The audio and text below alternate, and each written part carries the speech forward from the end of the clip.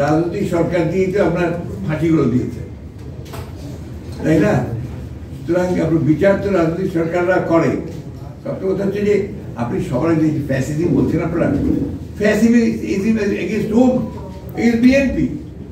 আমাদের উপরে যে ফ্যাসিস্ট অত্যাচার নির্যাতন যার কারণ করেছে, কারণ করেছে, এমনকি আপনার অন্যান্য রাজনৈতিক দলগুলোর মধ্যে আমরা এবং জামাত ইসলাম সবচেয়ে বেশি এফেক্টেড হয়েছে। আমাদের উপরে তো অত্যাচারটা সবচেয়ে বেশি হয়েছে।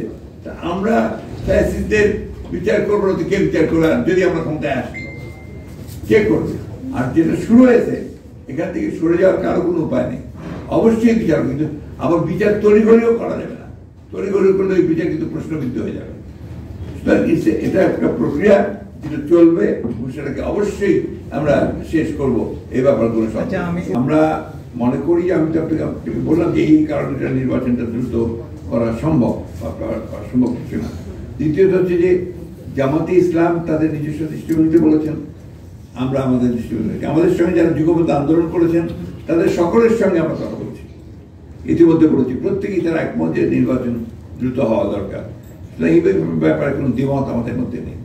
আমাদের যারা যুগপৎ আন্দোলন করছেন বা আপনার বাম দল, ডান দল যতগুলো আছে সবাই ইতিমধ্যে, আপনারা দেখেছেন কমিউনিস্ট পার্টি ইতিমধ্যেই তারা স্টেটমেন্ট দিয়েছে। আমরা যদিও আমাদের সঙ্গে নাই, তারপর কিন্তু ওনারাও স্টেটমেন্ট দিয়েছেন।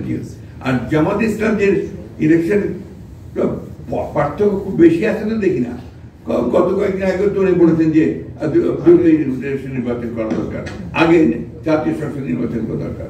পার্থক্য তো দেখছি না।